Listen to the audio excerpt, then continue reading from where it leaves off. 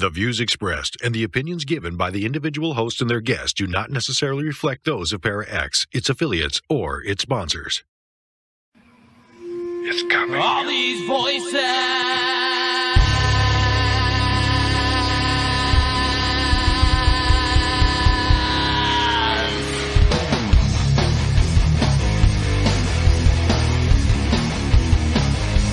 All these voices. All these things you can't explain. All these painful memories. They keep haunting you. It's haunting me.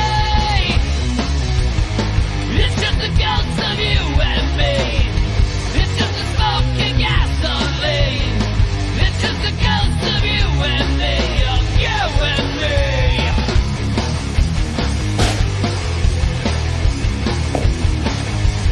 All these whispers. My name is James Hershey. Right back. All these shadows in my mind. From my reflections I can't find. It's just a ghost of you and me. It's just a smoking gasoline. It's just a That ought to ghost do of it. you and me. Of you and me.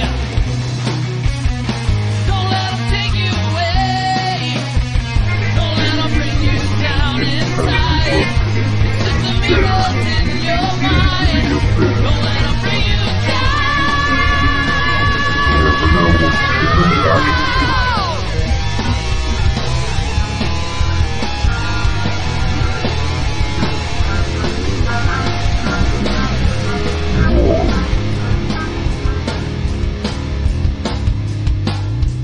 Hello, everyone, and welcome to another episode of Staring into the Abyss. I am your host, horror author James Hershey Jr., and with me, as always, my co-host, Old Boy James Ash.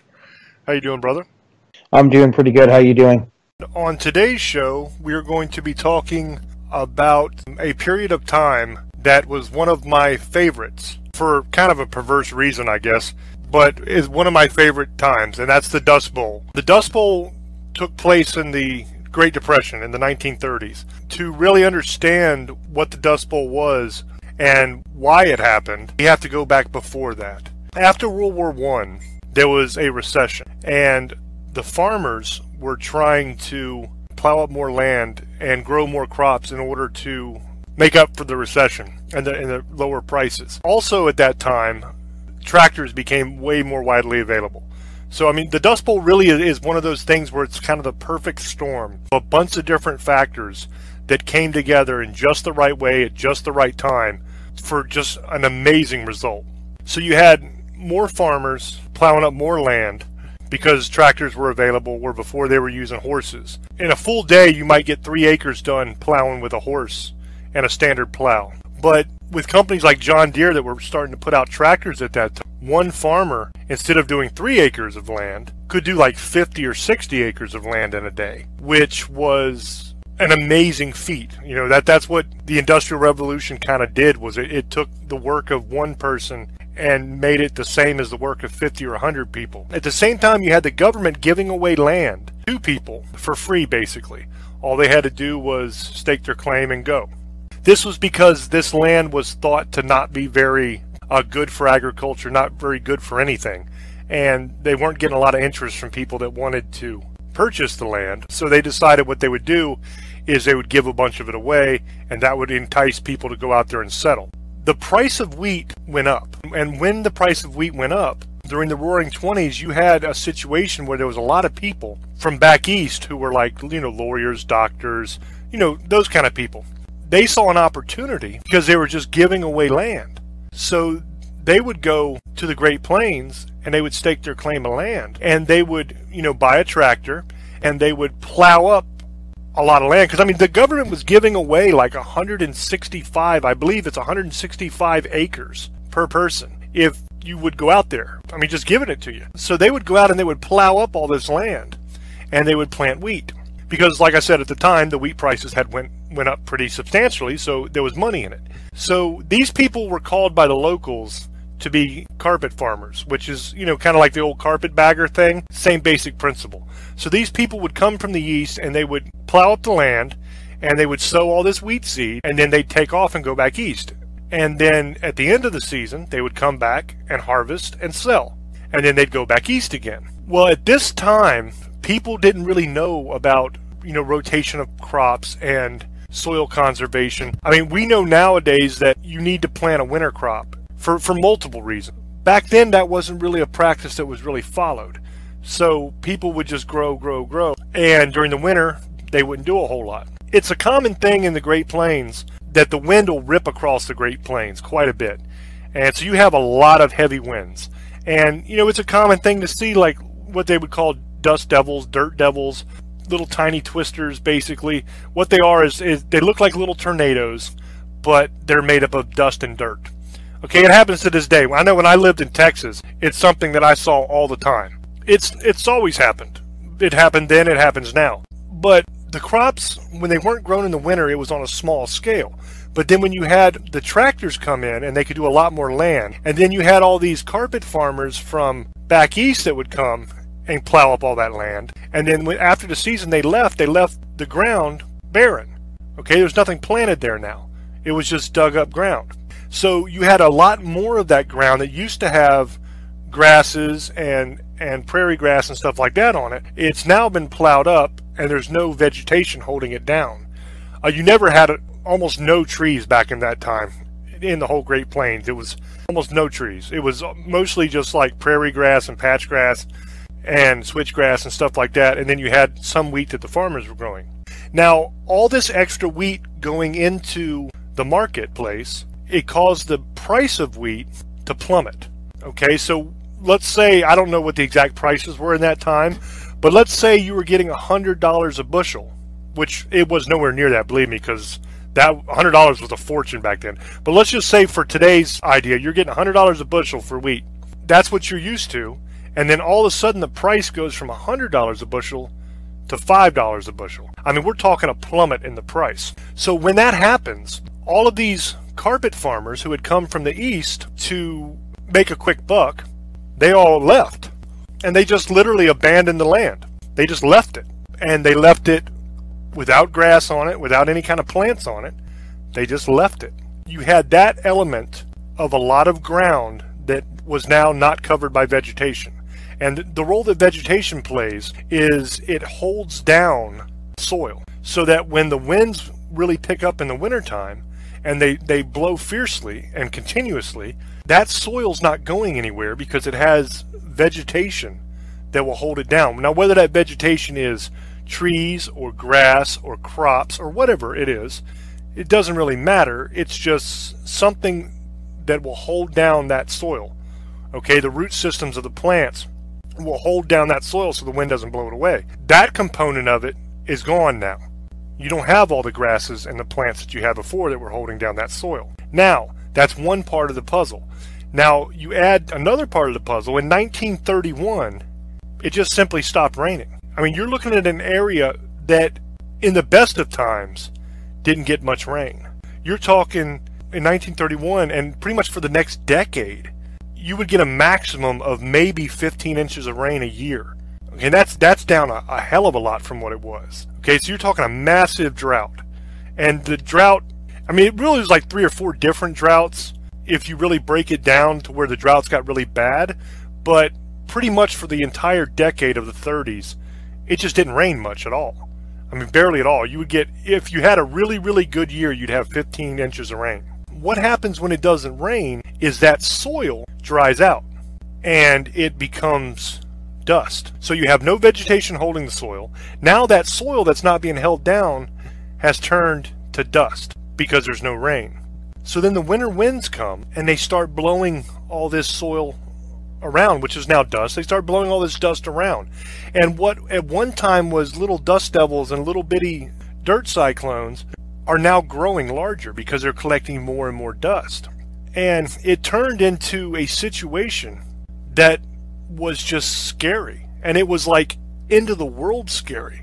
Now, to explain kind of the feel of it and what it appeared to people and what people thought back in that time period, let me tell you a little bit about myself. Everybody knows what I do now, that I'm a horror author and all that, okay?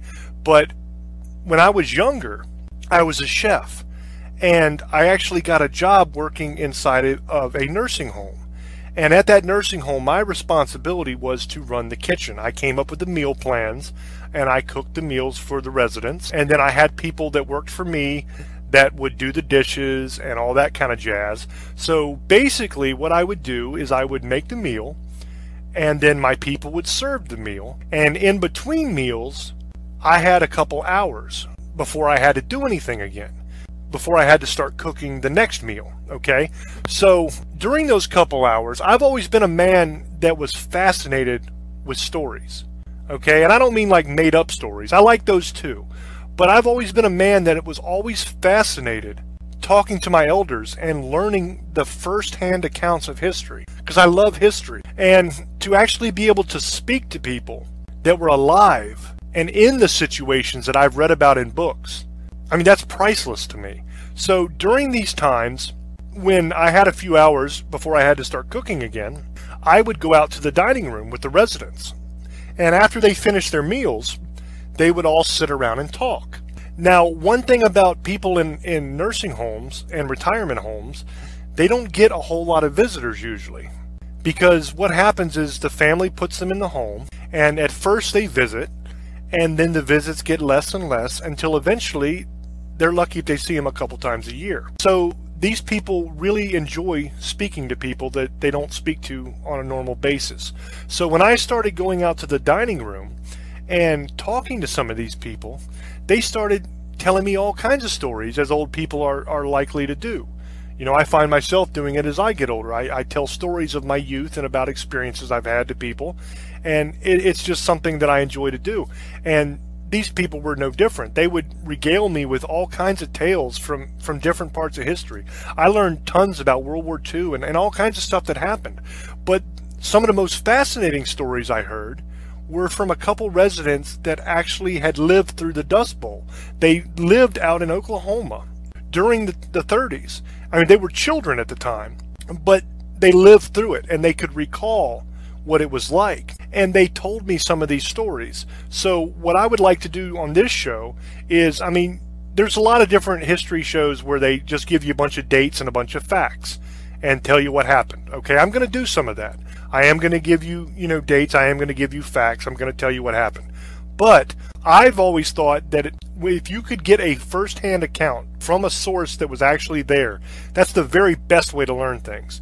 Okay, so I'm going to try to give you some of those stories tonight as well, because to me, they are just very, very interesting. It was an old lady and an old man were the two people that had lived. I mean, they weren't related or anything. They just both happened to be from Oklahoma, and they had lived during that time period there. And the lady was a little girl at the time, and she would tell me about how when the storms would come, it wasn't like just a sandstorm that would happen and then go away after, half hour or whatever like that. She said the winds would blow, and first of all, when it would start coming, it would literally look like a wall, like a giant tsunami. There was a black cloud. Okay, it was as thick as the clouds in the sky, but it was pure blackness coming at you. And she said it reached all the way up into the sky, as far as you could see. You couldn't see over it. It was so big. And she said this black wall would just descend down upon their home, and they could sit there and watch it coming. And she said the fear that they felt watching this giant black wall coming at them was enormous. And at the time when it first began, nobody knew what the hell it was. Nobody had ever seen anything like this before. There was no history book to look at and say, oh, that's the Dust Bowl. I saw that, no worries. Oh, I saw a show on the History Channel, and they told me all about that. There was none of this. So they had no idea what it was. All they knew was they were standing there, and all of a sudden, these clouds, these black clouds that were as high as they could see, were just slowly creeping towards them. And then she said the second thing that would happen is they would begin to hear this like buzzing, roaring kind of sound. And it would get louder as the cloud got closer. And as it would approach them, it got to the point to where it was almost deafening. And of course they, would run inside and shut the doors and everything. And she said that these things would last sometimes for weeks at a time, 24 hours a day, for weeks, where the wind is blowing so fiercely that it's just shaking the house.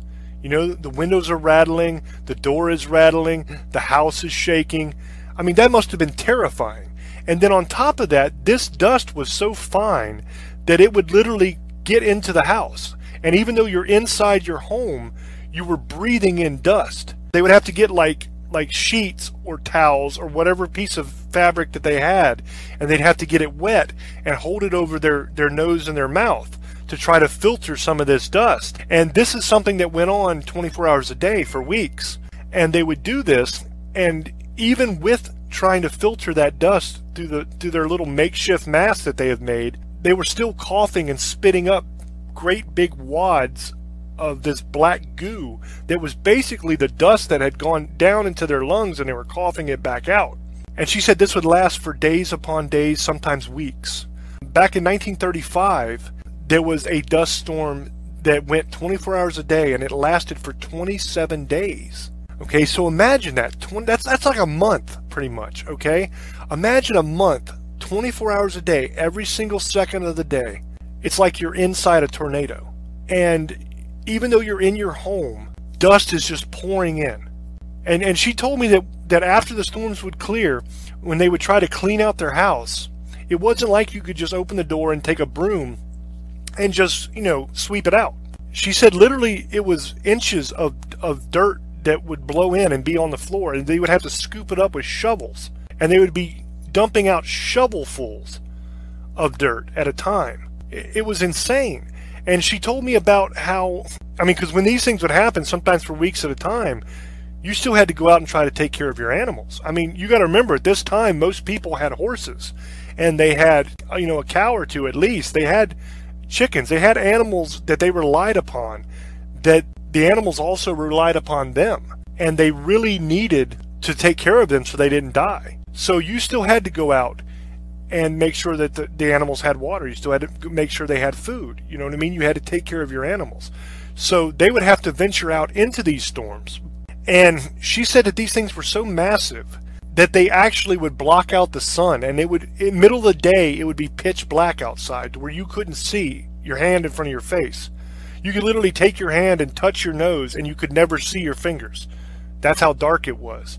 I mean, it just completely blocked out the sun. And they would have to try to make it to the barn and back to feed the animals. And she said one trick that they did was when the dust wasn't blowing, they would tie rope from the front of their house, like off their porch, to the barn and to the different areas that they needed to go. So that when the dust was blowing and they had to actually go feed or go water the animals, then they could open the door and they could get a hold of that rope, and they could just follow that rope all the way to the barn in order to take care of the animals. Follow that rope over to where the water was. Follow that rope wherever they needed to go. And then that would be a way that it could lead them back to the house, because literally you couldn't see in front of your face to see where you were going. And there was actually a lot of reports back in that time of people that would wander off into the dust to do some of these chores, and they would get lost, and they couldn't make it back to the house. So after the dust would clear, that's where that saying comes from, when the dust clears. After the dust would clear, they would find these people dead, where literally they choked to death on the dust, to where it filled their lungs and they couldn't no longer breathe. It suffocated them. So they learned very quickly that developing like a rope system like that, to where they could get back and forth, was super important. So, I mean, that kind of puts like a human element on it. One thing the guy was telling me, how scary it was, because you didn't know where your next meal was going to come from. And keep in mind, this is the Depression as well. So you already had scarcity. You already had a lack of food, a lack of money, a lack of prosperity. For these people that lived in this area, I mean, the area was like Oklahoma, the top part of Texas, a little bit of Colorado, New Mexico, some of Kansas. It was that area. So for the people in that area that were going through this, not only did they have the Depression that they had to worry about, but then they had this wrath of God, end of days kind of scenario going on with the dust as well. And I know that sounds dramatic. Literally, that's what they told me, was they actually thought in the beginning that it was the end of the damn world. They thought it was the end times. They thought the world was coming to an end, because they had never seen anything like it before. I mean, imagine if you're hanging out at your house and you hear a roaring in the distance, and you're like, what is that? So you walk outside to see what the hell is going on. What is that roaring sound?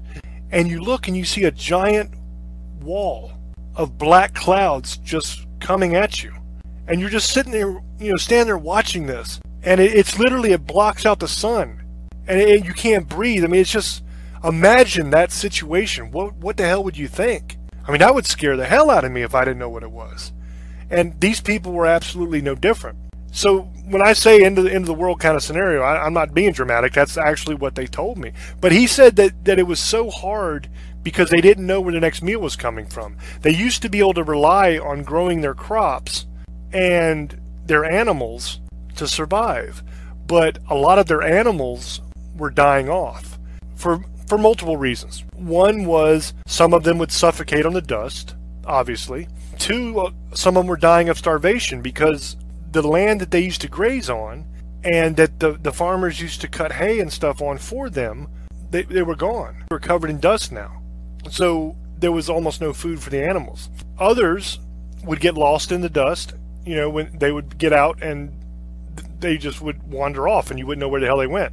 And then the ones that remained, some of them the family would have to kill in order to feed themselves because they couldn't grow crops like they normally grew to feed their family.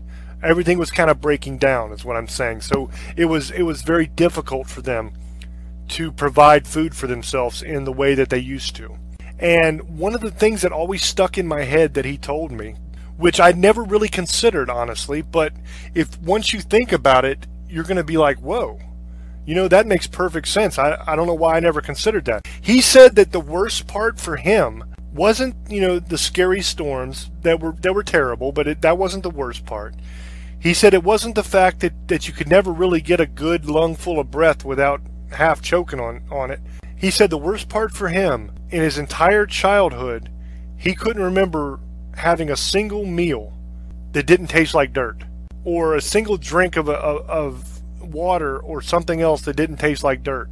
He said because the dust would literally get on everything. It would get in your food when you were trying to eat dinner. When you were, you try to take a drink of water, your water wouldn't be clear water anymore. It would be this silty looking, cloudy crap that you had to drink because it had dust in it now. Basically, every time you try to drink water, you might as well be drinking from a mud puddle. And every time you tried to eat food, there was dust and dirt in it, so that it was all grimy and gritty in your mouth. He said that to him was the very worst part, was you couldn't even enjoy your meals that you were able to get. You just couldn't enjoy them because everything tasted like dirt all the time. And when I talked about earlier about people would be coughing up these great big wads of this dirt, this oozy, gooey dirt, they actually came up with a term for it. And it was another problem that these people faced, was a plague that came across the land. And they ended up calling it dust pneumonia. And basically what it is you keep sucking all this dust down into your lungs, and if you couldn't get it out, you ended up dying. You would get pneumonia and you would die. It became a huge part of people's lives of how they were going to get all this pent-up dust out of their lungs. Okay, and when I say that, I'm not talking about inhaling a vast amount of dust at once to where you suffocate on it. What I'm talking about is bits of dust going down into your lungs as you breathe and accumulating there. And it's a compounding effect over time. To these people, it became important to get that out so they could breathe properly again.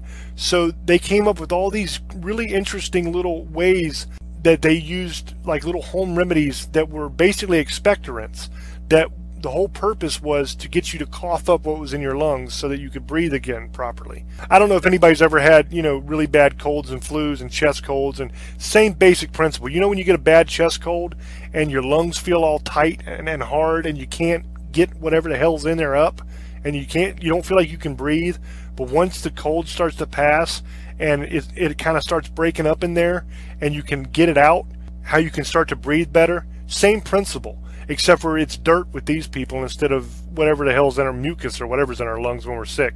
But for these people, it was dust and dirt that they had to try to get up on like a daily basis pretty much. Because if they didn't, then it would end up going very badly for them and they would end up dying of dust pneumonia eventually. They came up with all these cool little remedies, and some of the most interesting ones to me, the lady was telling me about some of these that her mother used to do and that her neighbors used to do. One was they would take kerosene and they would mix it with lard, okay, and they would make like a mixture of that, and they would take that and they would use it almost like we use Vicks Vapor Rub now, to where they would rub it on their chest and on their necks and, you know, underneath their chins and, you know, on their shoulders, all in that general area, and breathe in those kerosene fumes, and it would cause you to hack the stuff up, and it worked pretty well. If you used it too much, or you didn't get the right mixture of the kerosene and the lard, if you didn't have enough lard in it, then she said that it would sometimes cause your skin to welt up and blister a little bit, turn really red, because of the kerosene being, I guess, corrosive or something. I'm not sure the reasoning behind it, but she said it would cause it to blister up and to get, like, you would get like red welts and stuff on your skin if the mixture wasn't right, if you didn't have enough lard. Another one she said one of her neighbors used to use all the time, they would make an oil out of the fat of skunks and other animals, and they would actually boil that fat down into a liquid, and they would rub that on themselves. I don't know whether it actually worked for them or not. She didn't tell me that. She just told me that that was something that some people did also. But they used the kerosene and lard all the time. Her family did. So that became a very important thing, is trying to get that stuff up. You had this starting in the beginning of the 30s to where the dust started flowing. It got progressively worse year after year. Now, the psyche of the people that lived there, they're thinking, this is terrible, okay? This is horrible, this is hell on earth, but it'll pass. Just like any other storm, just like any other natural disaster, it'll pass eventually. Yeah, this year's crops are ruined, but if we can survive and get through the winter, there's always next spring. We can plant again, and things will be better. It'll start raining soon, and then another year passes, and year after year after year passes, and nothing's getting any better. It's still not raining. The dust is horrible, okay? It's a constant thing. It doesn't go away. It never gets better for these people, year after year. There were people that moved away in the beginning. Mostly those were the eastern people that had come just to try to make a buck and then bailed. And there were people that trickled out little by little. But then in 1935, halfway through the decade, a big portion of the people that were going through this had had enough. They simply said, to hell with it. We can't, this is never going to end, and we're going to die here if we don't do something. You had like 3.5 million people that left in 1935. They bailed. They got the hell out of Dodge. They tried to move somewhere else so that their family could have a chance. Some of them moved east, some of them moved, you know, different places. A very large portion of those people moved to California. There was actually more people that moved to California from the Dust Bowl states in 1935 than moved there for the gold rush. But the thing that was interesting about it was when they got to California, they thought everything's going to be okay. But it was the middle of the Great Depression, and there were no jobs to be had in California. There was nothing there for them. So although they weren't buried in dust anymore, they didn't have a good time either, because there wasn't work. There wasn't any opportunity for them there. So it ended badly for a lot of them. The decade kind of went on, and some really amazing things happened. The dust got so severe, and the clouds of dust so large, that there were actual newspaper accounts from New York City and from Washington, D.C., where they talk about the clouds of dust traveling all the way across the country, and there being an inch of dust on the ground in New York City that came from Oklahoma. An inch of dust on the streets of New York City. Imagine that. A giant cloud of dust flew all the way across the country and settled in New York City on the street. Okay, there was also reports of the exact same thing happening in Washington, D.C., of dust from the Dust Bowl actually flying in the window of the White House and landing on the president's desk. And maybe it's something that happens sometimes, I don't know, but to me, that seems like an amazing thing. I mean, that is mind-blowing to think that dirt from Oklahoma, which is on the other side of the country, could travel through the air all the way to New York City or Washington, D.C.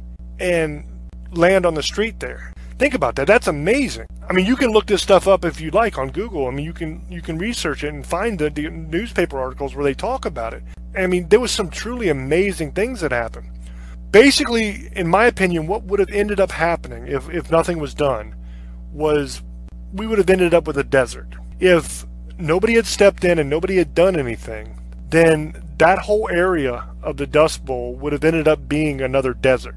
It would have been the Great American Desert. It would have been like the Sahara Desert, but in America. But once the dust actually landed in New York City and landed in Washington, D.C., then the people in the government realized, hey, this is a problem. You know, this is something crazy going on out there. We need to figure out what the hell's happening, because this is weird, man. This is wrath of God kind of stuff. So they sent people out to investigate and find out what's going on. So they started doing studies. So we'll get back to their studies here in a minute. We'll give them some time to do their studies. I want to go back to that very nice lady that I met at the nursing home that was telling me stories about her family. And this was a story that she told me, and the gentleman that I spoke to also told me about these events happening. They said there was a time when some of the animals from up in the hills, they could no longer live in their environment up there. There wasn't enough food and stuff for them, I guess. So they literally started coming down to the areas where the people were, to the towns, and, you know, to the different homesteads. And, you know, you would have animals come down, and sometimes that was a good thing, and you would hunt them, and everything would be fine. But some animals reproduce at a much more rapid rate than other animals, such as rabbits. And in this particular case, it was the jackrabbit. And they told me stories about how there would be massive herds of jackrabbits. Yeah, you heard me right. I said, and it boggles the mind to think about this, but this is exactly what they told me. And I've since done research on this, and there are accounts of this happening.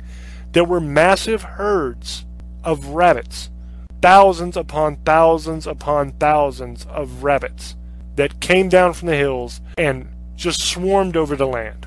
This was a freaky thing. It was freaky, it was scary, it was weird. But on top of that, they also managed to do the job of eating any damn thing you were trying to grow.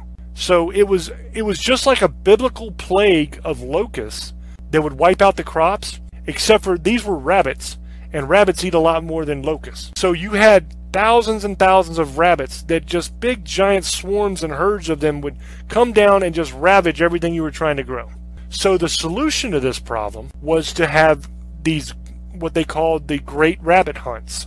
And what they would do is they would organize, whenever these rabbits would come down, they would organize as a community. They would all get together and they would form a giant line, and they would just walk towards the rabbits and just kill them, try to herd them into one little area. They ended up, eventually, once they got good at it, they built these giant pens. And what they would do is they would walk and they would herd the rabbits. They would force them into these pens, and they would shut the gates so they have all the rabbits in a pen. In the beginning, they didn't do that because they didn't think about it yet. What they would do is they would just all go out there and try to kill the rabbits. And in the beginning, they used shotguns. And while a shotgun is a very, very good and suitable tool to kill a rabbit with, it works wonderfully. It's not such a good idea when you have hundreds and hundreds of people with shotguns all spinning around in circles and shooting at rabbits everywhere. Because what happens is you start shooting other people. And that's exactly what did happen. Is a lot of people ended up getting their legs shot and their knees shot and their feet shot and all that kind of stuff the first time.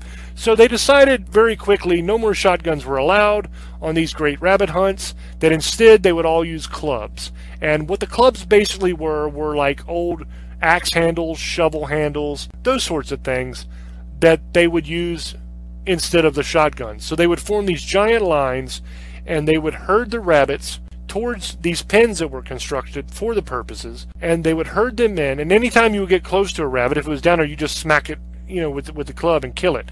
But basically the idea was to herd these rabbits into these giant pens. And once they got them in the pens, they shut the gate and closed them off. Then all the men would jump into the pen, and they would just commence to whooping them. You know, they would take the axe handles and they just smash their little heads. Bam, bam, bam. Kill, kill, kill. Kill all the rabbits they could. Now, that sounds cruel. Okay, that sounds horrible by today's standards. PETA and all the animal lovers out there would literally have heart attacks if they were there to see this, because it's not something that would fly in today's society. But it was a much harder time then, and they were much harder people, and your survival mattered a hell of a lot more than some animal survival back then. It wasn't like the horrible, horrible, horrible thing that it would be viewed as today, but it was kind of scary because they would talk about in a lot of these accounts that I researched about how frightening and terrible it was, because the rabbits did not die quietly and easily. I mean, the rabbits would let out these screams, these inhuman screams as they were being butchered and killed. There were people that talked about how that sound would haunt their dreams at night, the sound of the rabbits screaming. It was a good thing in a way, and I know that sounds terrible to say, but I'll explain myself. It was a good thing in a way because these people were starving, a lot of them, because they couldn't grow crops. And any kind of fruit trees, any kind of stuff like that they had, ended up dying off because they couldn't survive in the dust. And a lot of their animals had died off. So these people didn't have a lot of food, you know, so a lot of them were starving to death. And so when they would kill all these rabbits, that gave them a source of food. And everybody would grab as many rabbits as they could and take them home, and they would have food. And they would preserve the meat, and they would do what they could do to have rabbit, and that's something they could eat. That was good to fill their belly. But the problem is when you're eating rabbit, and anybody who's a survival guy can tell you this, rabbit has almost no fat. So you get a thing called rabbit starvation. And what that is your body ends up starving to death and eating away at itself even though you're eating, because you're not getting the proper balance of what you need. Okay, you're not getting enough fat in your diet, so your body cannot properly process all that protein that you're receiving because there's no fat to counterbalance it. So you're not getting the proper nutrition. You end up still starving to death. Even though their bellies were kind of full at times because of these rabbit things, they weren't getting what they needed to really survive. So a lot of them in 1935, they bailed. They got the hell out of there. They said, screw it, I'm done. Some didn't. Some stayed. A lot died. Okay, over the course of this decade, a lot of people died. And that's tragic. That's horrible. But like a lot of different natural disasters, that even to this day, when like Hurricane Katrina, you know, was coming, and they told the people, get the hell out of there, it's going to be horrible. You had a lot of people that said, no, I'm not leaving, it's my home. Anytime there's a tornado coming or a hurricane coming or anything like that they can predict, you always have those people that say, no, I'm not leaving. This is my home, I'm staying here, I'm defending my home. It happens every time. That mindset is the same thing that took place for a lot of these people, because that's all they had. That's it. That's all they had in life was their piece of property, their farm, their little homestead. That was theirs. That's all they had. They had nowhere else to go. They had no money to go anywhere with. They had nothing other than their land. And their land was basically worthless at this point. That's the situation that a lot of these people that ended up staying were in. Now, back to the little research. The government came in, they studied to try to figure out what to do. They decided on several different courses of action. Things like terracing, things like planting different crops in areas, you know, winter crops and stuff like that, and planting different things to try to hold the soil down. Okay, that was some of the ideas that the government came up with. And a lot of the farmers actually resisted what the government wanted to do because they were old school farmers. They were like, you're not going to tell me how to farm. I know how to farm. They expected them to do something to fix it, but they wouldn't listen to them when they told them what to do. So the government ended up having to pay the farmers. A lot of them, they had to pay them like $1 an acre in order to do one of these things that they said, you know, whether it's terracing or planting other crops or planting trees to hold down the soil. They actually had to pay them $1 an acre to do it. So you would have these farmers that would go out and plant stuff just to get paid by the government to try to hold down the soil. And then the government, they had a whole agency that was devoted just to planting trees. Okay, it was a conservation agency. And they went to work. Man, they put a lot of people to work in that area and in other parts of the country. Because, I mean, keep in mind, this is the Depression. Nobody has a job. Nobody has any money. They made it a government job. You come to work, we're going to fix this problem. So they put a lot of people to work planting trees.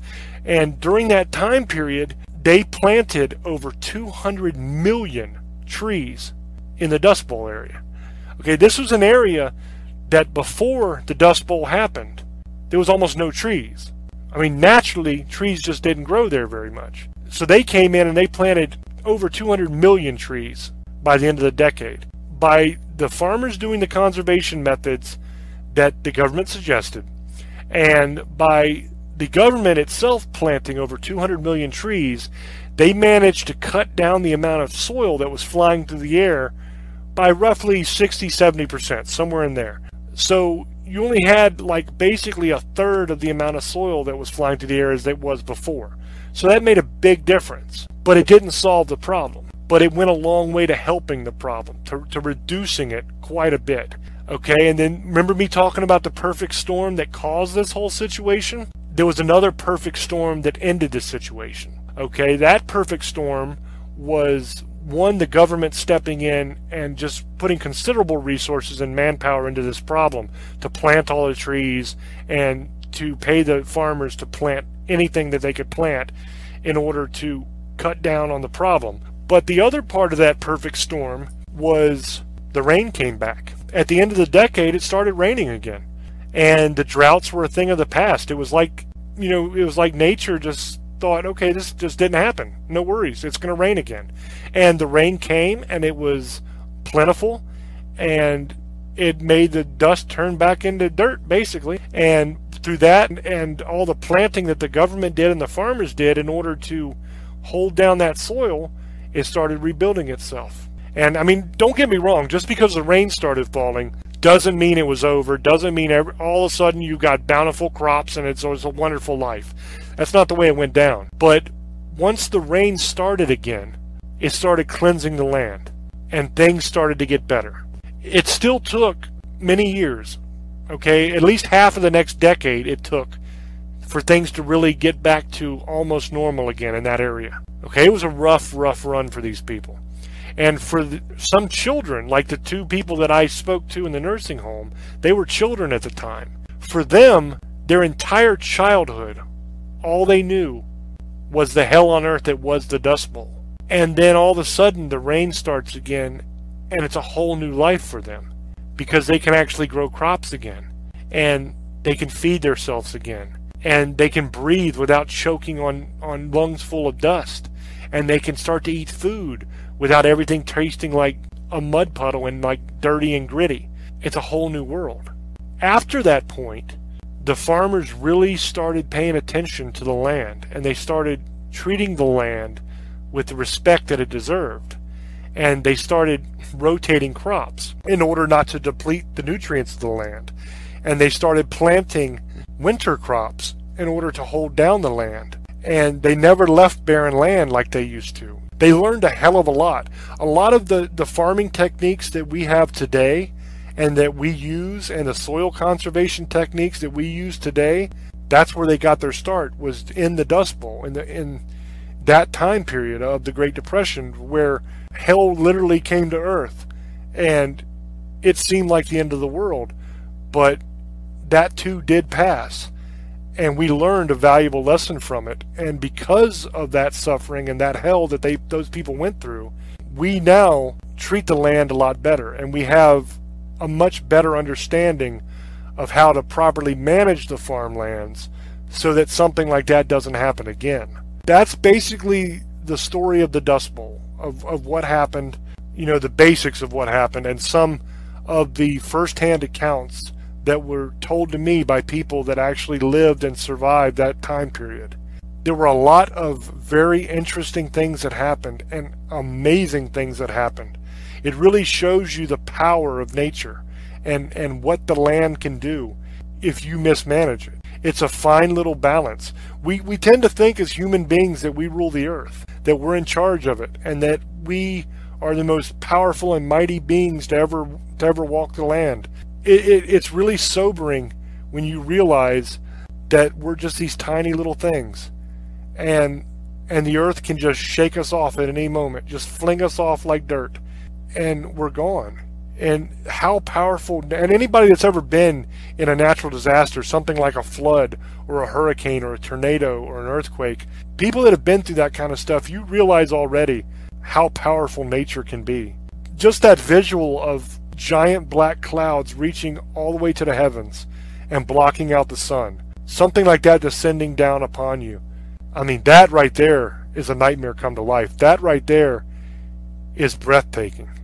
Thank you for that, James. And this is a really interesting story. I've always been intrigued by it. This is the first time I actually get to talk about this. I've been wanting to talk about this show because James has been really adamant. He really likes the stuff about the Dust Bowl. I live in California, Southern California, and I live probably about 2 hours away from Las Vegas and about 2.5 hours away from Arizona, and I live in the desert. So it gets very windy here, like 60-mile-an-hour winds, and it's bad. It blows everything around, everything. Shingles off of houses. God, I messed up my barbecue last year because it was so windy. It fell over and smashed. It knocked everything off my house. It was crazy. It was really bad, about 65-mile-an-hour winds. I can just imagine in the 30s in Oklahoma how bad it was. It was probably like really bad sandstorms where you can't even see because we get them here, but not that bad extreme. That's like the Sahara Desert bad. That is incredible because I don't know how they survived, if anybody did, but they did because they actually so they wouldn't get lost in this and die and suffocate. They had to, like James was saying, they had to tie ropes to their barns to feed their animals. I can just imagine the messes they had to clean, especially the water they had to keep feeding the animals. I don't know how they did that because they didn't have big hoses like they have now. That would be crazy. I don't know how they even got the water. That's another thing. In a couple minutes I'll ask James about how they kept cleaning that out in the 30s because that would have been really hard. Another thing is, I don't know you guys understand this. Here in the desert, there's sand everywhere. It gets in your house. It gets into your window sills. And you have to have somebody come out every year and dust that out. If that was how bad it was, just for that much dirt, I don't know how you shovel it out of your house. That's crazy, because in the 30s, they didn't have the stuff we have now. And they didn't have money there because it was, like you said, it was the Depression. They were broke. And these were poor people barely surviving because they got sent out here, to build up Oklahoma and stuff like that. And they got stuck in a drought, a really bad drought. Because I'm in one right now. It's getting a little bit better, but California's been in a drought for the last couple of years. And it gets really bad, really dry here. And that's why we have so much dust in the air. And it's hard to breathe just that. I can just imagine how bad it was then. And those poor animals, man, I don't know how they kept them alive. They probably lost a lot of animals and a lot of money, a lot of cattle. You can't breathe in that. Even if you were in a barn, it's still going through the barn. That's crazy. I don't get I wouldn't want to live in that time. I'm glad I didn't, because I've seen movies. Like I said, Hidalgo. It was about this guy who was an American and had a horse that was one of the best horses in racing, like these long races, like 500-600 miles, so even 1,000. But there's one in the Middle East. It was like 5,000 miles, and no American horse could beat a Saudi Arabian. I think it's an Arabian horse there. And there's a scene where he's out running this big dust storm. Some of the racers are getting engulfed and just dying. He actually got shelter and he covered himself so him and his horse wouldn't die from not being able to breathe. But after he was done, they had saddle packs. It was like water, and it got full of sand. It was like mud. So he had to go find water. I can just imagine. And these storms were lasting for a while in Oklahoma.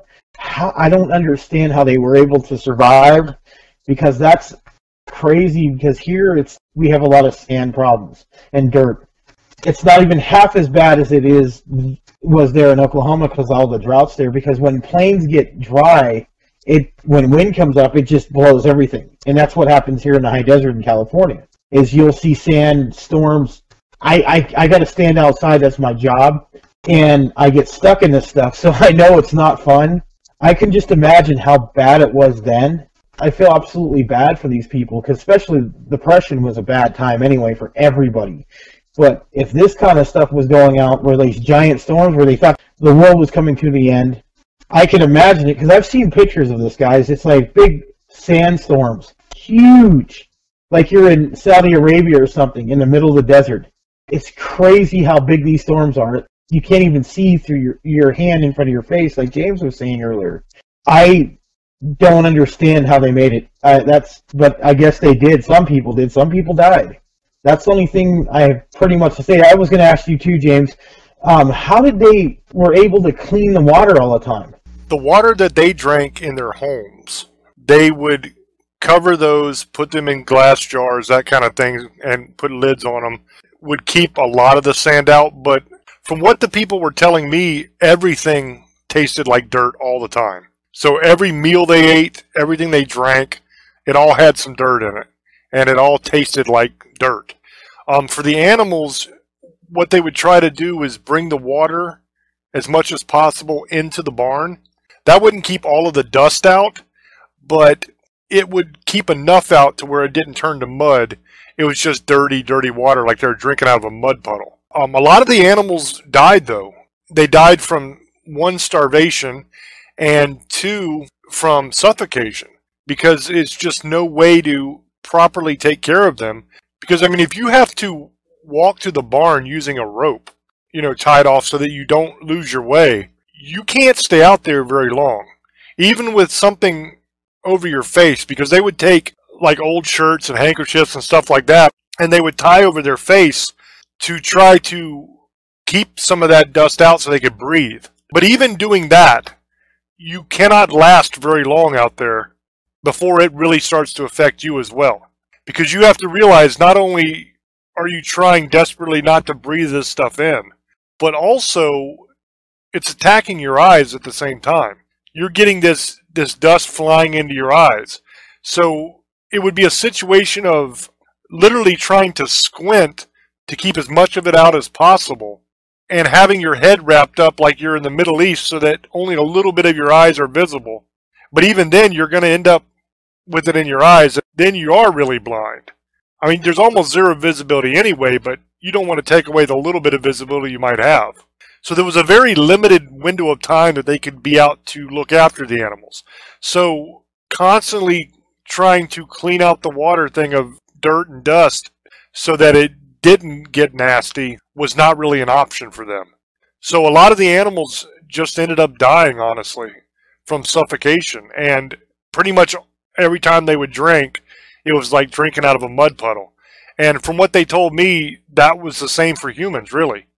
You could try to mitigate that a little bit by covering your stuff and keeping your windows closed and all that, but any little tiny crack you have in your home, the dirt finds its way in.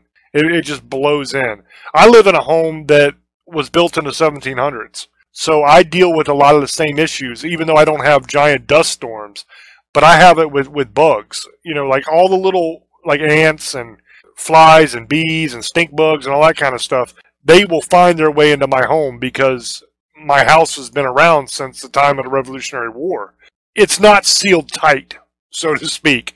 It doesn't have big gaping holes and everything in it, but it's not as sealed as modern homes are. So a lot of stuff can find their way in, and dust was the same back then because those homes were not built the way homes are built now.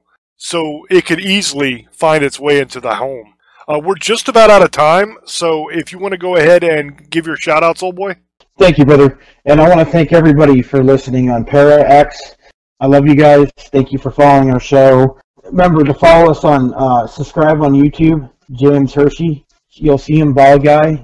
Go on there, type up James Hershey Jr. and subscribe. You can listen to all our old shows and our newer ones. And you can also, if you want to get some merchandise, we sell shirts and all kinds of stuff. And James will tell you where to go soon in a minute. You can buy all kinds of Staring in the Abyss stuff. I want to thank everybody for listening to us. I love you. I appreciate you. And thank you. Misfits, Sugar Ladies, and Demon Hunters. I love you. Blessed be. And have a good night. The link to the YouTube channel is youtube.com/James Hershey Jr. You guys, please go there and subscribe to the channel. We put all the shows every week that we do onto the YouTube channel, so if you ever miss a show or if you want to listen to one again, they're all there for you. We also do a lot of other videos on the YouTube channel.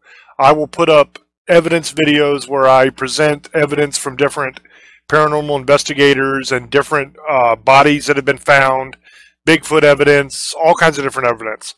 I put on the channel as well. So it's not only a place to just listen to the show, it's also a really good resource for seeing a lot of this really cool evidence. Like I have a video on there about a mermaid corpse that washed up on the shores of Georgia. It's a really awesome video, and it's got a crystal clear picture, just as plain as can be, of this creature.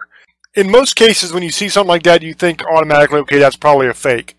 But this was actually taken away by the government of the state of Georgia to be examined to figure out what the hell it was, because it was a real creature that washed up on the shore. And I have that picture there and a video about it. And there's a lot of other evidence like that that I have put up on the YouTube channel. It's super interesting stuff. We also do little side videos that go along with the shows. Like we did a haunted doll episode where we talked about haunted dolls, and I did a bunch of little side videos to go with that show. So there's a lot of extra stuff there for you guys to check out. So please go subscribe. It's 100% free. Enjoy it. We also have the merchandise store like Old Boy was talking about. The website for that is www.teespring.com/stores/staring into the abyss.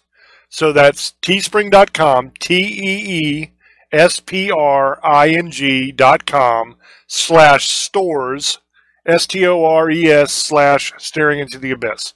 On that site, there are t-shirts, there are flags, there are tapestries, there are cell phone cases, there are sweatshirts, hoodies, bumper stickers, coffee mugs, etc. There's a ton of stuff on there.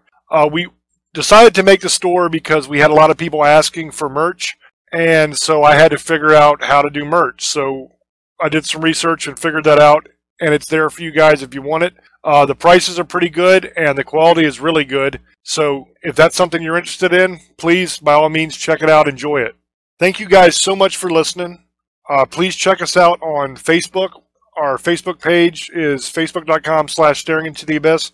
Go there, like that page. I'd like that to be a place where you guys can all stop in and say hi. It doesn't have a whole lot of people there yet. It's like 100 and something because we don't ever advertise it. I'm really bad at the whole marketing thing. I got to get better at that, but I'd like that to end up being a spot where all the fans of the show can go and communicate back and forth with us. You know, leave a post and we can answer you kind of thing. I think that would be really cool. But thank you guys for listening. We greatly, greatly appreciate you all over the world, every single country that listens to us. Thank you guys. We love you very much. We appreciate you. And until we speak to you again, love many, trust few, and do harm to none. God loves you, and so do we. Bye-bye.